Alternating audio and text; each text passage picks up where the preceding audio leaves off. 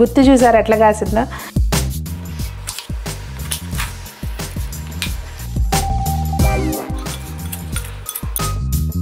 చూసారా చక్కగా వచ్చింది. కలుపుతుంటేనే నోట్లో నీళ్ళు వచ్చేస్తుంది. తిట్టుకోమాకండి, పట్టుకుని తినేసేయండి.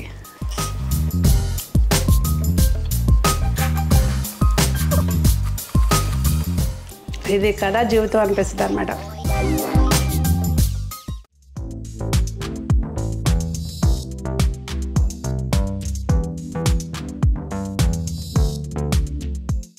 పెద్దలందరికీ నమస్తే, పిల్లలందరికీ హాయ్. ఎలా ఉన్నారండి? అందరూ బాగున్నారా? మేము చాలా బాగున్నాం, మీరు కూడా చాలా చాలా బాగున్నారని ఆశిస్తున్నాను. ఈరోజు వీడియో ఏంటంటే, మనకి చలికాలం వచ్చిందంటే మంచి మంచి వెజిటబుల్స్ అయితే ఫ్రెష్గా వస్తాయి కదా.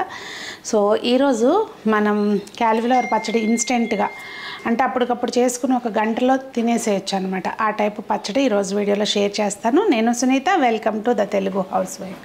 అయితే నేను ఆల్రెడీ చేసేసానండి. ఎలా చేశాను ఏంటి అనేది చూసేయండి. ఓకే, మంచి మంచి టిప్స్ ఉంటాయి వీడియోలో, స్కిప్ చేయకండి. ఓన్లీ పచ్చడి గురించి అనే కాదు, ఇంకా కూడా మంచి మంచి టిప్స్ ఉంటాయి. ఇంకా ఎలా చేయాలనేది చూడండి. ఇదిగోండి, చక్కగా క్యాలీఫ్లవర్కి చాలా ఎక్కువ పెస్టిసైడ్ వాడతారండి. దాన్ని అయితే మాత్రం మనం మంచిగా కడుక్కోవాలి. ఇక్కడ నేను కొంచెం ఇన్స్టెంట్గా చేసుకుంటున్నాం కదా మనం. కొద్దిగా కళ్ళుప్పు అయితే వేసానండి నీళ్ళల్లో. వేసినాక ఇది పువ్వుని ఈ పళంగా, అంటే ఏమి ఓపెన్ చేయలేదు నేను. ఇదిగోండి, ఇలా ఒక చాకుకి గుచ్చేసి ఇలా మంచిగా వేడి నీళ్ళల్లో గ్యాస్ ఆఫ్ చేసానండి. గ్యాస్ ఆఫ్ చేసేసి ఇలా వేడి నీళ్ళల్లో మంచిగా మనం అవి చిన్నగా పువ్వులు ఓపెన్ చేసామనుకోండి, ఉడికినట్టు అయిపోద్ది అనమాట. మనకి ఇక్కడ ఉడక అవసరం లేదు, శుభ్రం కావాలి అంతే. అలాగే కొంచెం ఆ పచ్చి వాసన ఏదన్నా ఉంటే కనుక అది పోతుంది. ప్లస్ మనకి ఇది కెమికల్ ఫ్రీ అయిపోతుంది. ఇందులో నేను వెనిగర్ కావాలనే లేదండి. మామూలుగా కూరకు చేసుకునేటప్పుడు అయితే మాత్రం కొద్దిగా వెనిగర్ కూడా వేసుకుని క్లీన్ చేసుకోవాలి. మనకి క్యాలీఫ్లవర్ ఒకటి, పచ్చిమిర్చి ఒకటి, ఇంకా ఆకుకూరలకి కొంచెం పెస్టిసైడ్ అనేది ఎక్కువ వాడతారు కనుక మనం మంచిగా శుభ్రం చేసుకుని వాడుకోవాలండి. ఎక్కువసేపు ఏమీ నీళ్ళల్లో ఉంచొద్దు. జస్ట్ ఏంటంటే అది మనం శుభ్రం చేసుకోవడానికి మాత్రమే. ఇలా అన్ని వైపులా తిప్పుకుంటూ, చేతితో అయితే పట్టుకోలేం కదా మనం, కొంచెం ఏదైనా చాకు ఇలా మధ్యలోకి గుచ్చుకుని అలా అన్ని వైపులా తిప్పుకుంటూ మంచిగా క్లీన్ చేసేసుకోవాలన్నమాట.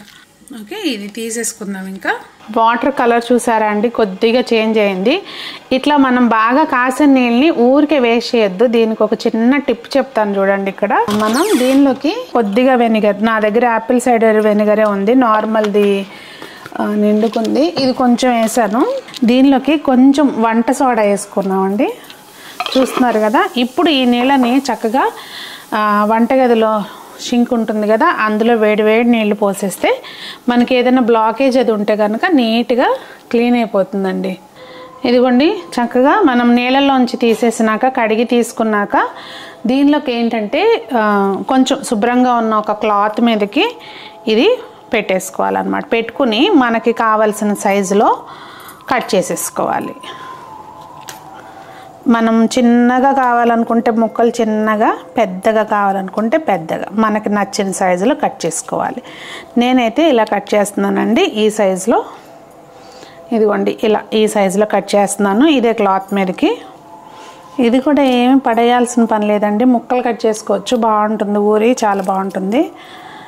ఇదిగోండి, చక్కగా అన్నీ మనకు సరిపడా మనకు కావాల్సిన సైజులో ముక్కలు కోసుకుని కొంచెం సేపు ఇలాగే క్లాత్ మీద ఒక 10 నిమిషాలు మిగిలిన ప్రిపరేషన్ చేసుకునే వరకు ఈ క్లాత్ ఏదైనా ఎక్సెస్ తేమ ఉంటే పీల్ చేసుకుంటుంది. సో ఇది పక్కన పెట్టేసి మనం పని చేసుకుందాం. ఇవి మన మిద్దె తోటలో కాసిన నిమ్మకాయలండి. గుత్తి చూసారు ఎట్లా కాసిందో. సో వీటిని కొంచెం రసం పిండేసుకుని రెడీగా పెట్టుకుందాము. నిమ్మరసంతో చేస్తున్నానండి, చింతపండు కాకుండా. చాపింగ్కి ఎప్పుడు కూడా వుడెన్ బోర్డ్సే వాడాలండి, ప్లాస్టిక్ కాకుండా వుడెన్ బోర్డ్సే వాడాలి. ఇవి కొంచెం ఒకసారి తుడుచుకోవాలి మంచిగా. ఏంటో ఇది కొంచెం దుమ్ములాగా అనిపిస్తున్నాయి, తుడిచి అప్పుడు ప్రాపర్గా. చూసారా, ఒక గుత్తికి 7 కాయలు వచ్చినాయి. అంటే కొంచెం జ్యూసు కొలత ప్రకారం కాదులేండి, కొంచెం తీసుకుని ఉంచుతాను. దీనికైతే మాత్రం ఒక 6 సరిపోతాయి. కొంచెం శుభ్రంగా తుడిచేసుకుని జస్ట్ రసం తీసి పెట్టుకోవాలి. ఇవి సీడ్లెస్ నిమ్మండి, చూసారా భలే ఉంటుందిలే. కాయ కూడా కట్ చేస్తుంటే భలే మంచి ఫీల్ ఉంటుంది. స్కిన్ ఏమో పల్చగా ఉంటుంది, భలే ఉంటాయి. సూది నిమ్మ అని కూడా అంటారు. ఇది ఎందుకంటారు చెప్పిన సూది నిమ్మ అని, దీనికి ఇటువైపున ఇలా ఉంటుందన్నమాట. అన్ని కాయలకి ఉంటాయి అట్లాగే. చూద్దాం, జ్యూస్ చూసి దాన్ని బట్టి తీస్తానండి. 1 2 3 4 5 6 కాయలే తీస్తున్నా. ఈ తొక్కలు పడేస్తారేమో, పడేయకండి. చక్కగా దీంతో మనకి ఉపయోగపడే పని ఎంత మనం చేసుకున్నా కానండి ఆ లోపల ఇంకా పుల్ల ఇది ఉంటుందన్నమాట. దీని లోపల కూడా చాలా సిట్రస్ ప్రాపర్టీస్ ఉంటాయి. ఎండబెట్టుకుని మనం సున్నిపిండిలో వేసుకోవచ్చు, లేదంటే ఫేస్ ప్యాక్స్లో వాడుకోవచ్చు, ఇత్తడి గిన్నెలు తోముకోవడానికి వాడుకోవచ్చు. ఇదిగోండి నిమ్మకాయ రసం కూడా రెడీ అయిపోయింది మనకి. నెక్స్ట్ స్టెప్ చూద్దాము. ఈ ముక్కలన్నీ ఇందులోకి వేసేసానండి. కొలుసుకుని వేసుకుందాం. మళ్ళీ మీకు చెప్పాలిగా, నేనైతే కొలవను, కానీ కొలతకి మీ ఇంట్లో ఉన్న ఏదైనా వాడుకోండి. కాకపోతే కింద నుంచి పైకి ఒకటే, అంటే కింద వెడల్పుగా పైన సన్నగా, లేదంటే కింద సన్నగా పైన వెడల్పుగా అలా కాకుండా ఒకటే సమానంగా ఉన్నది తీసుకోండి ఎప్పుడైనా కానీ.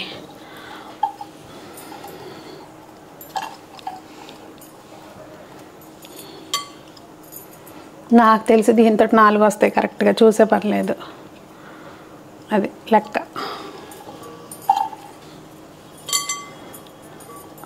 3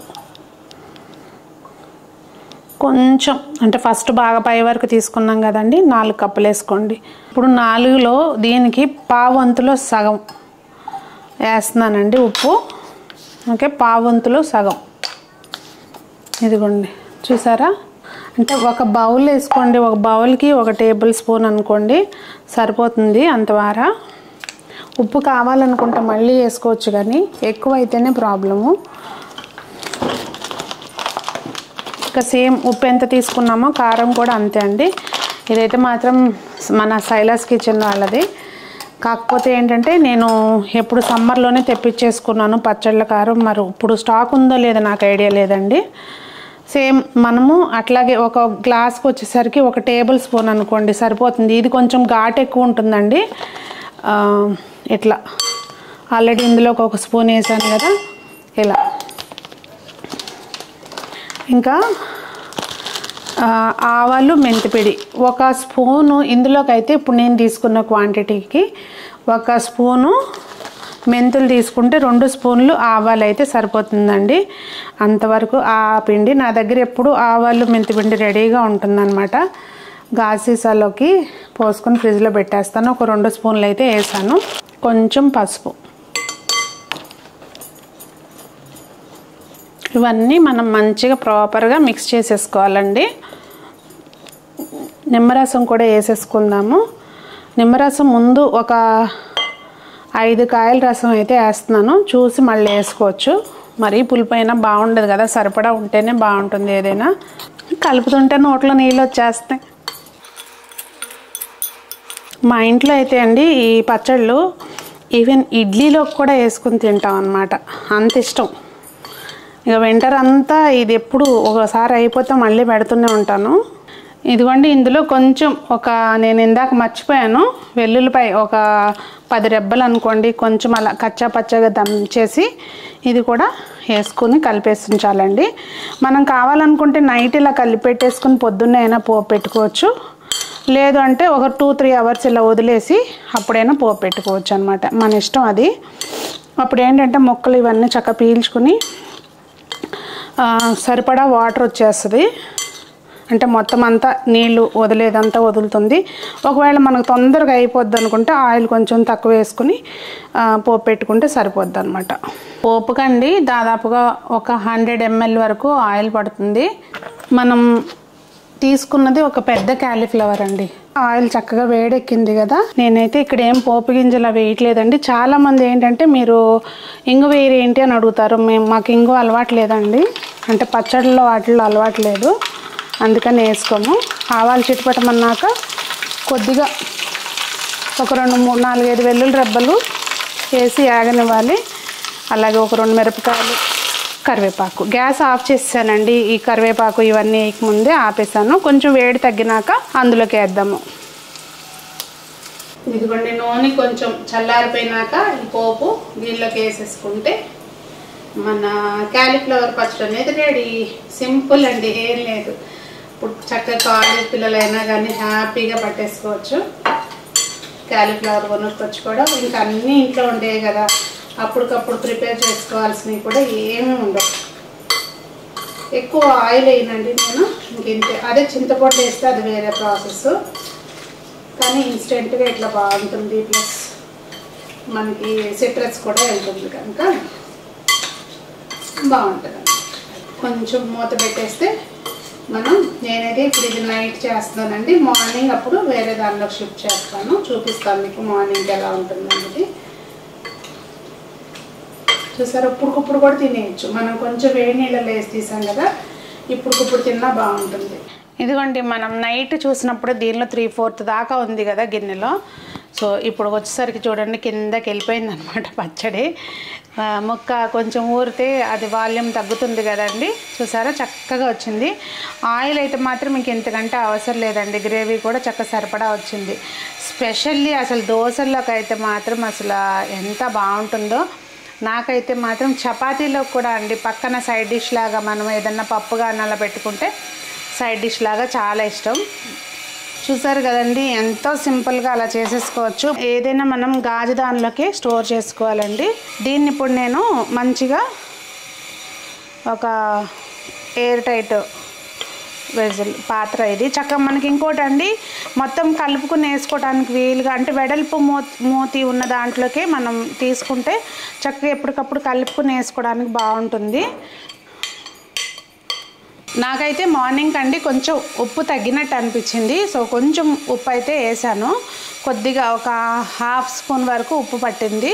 అదేంటంటే మనం తినేటప్పుడు చూసుకుని ఊరినాక వేసుకుంటే బెటర్ కదా, అందుకని చెప్పి నేను నైట్ వేసినప్పుడు మొత్తం మార్నింగ్ అయితే మాత్రం ఉప్పు తగ్గితే వేసాను. నిమ్మకాయలు మొత్తం 6 నిమ్మకాయలు పిండుకున్నాం కదా, 6 పట్టేసినాయి అనమాట.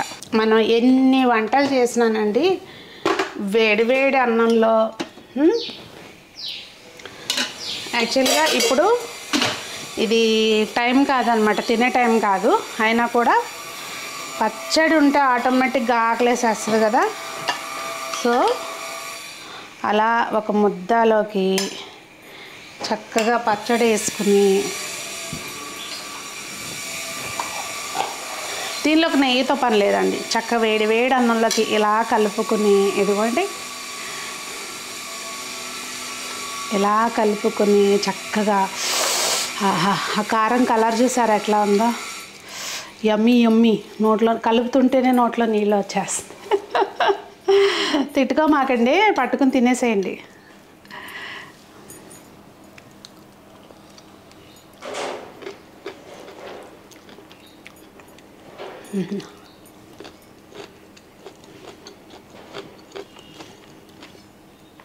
ఇది కదా జీవితం అనిపిస్తుంది అనమాట.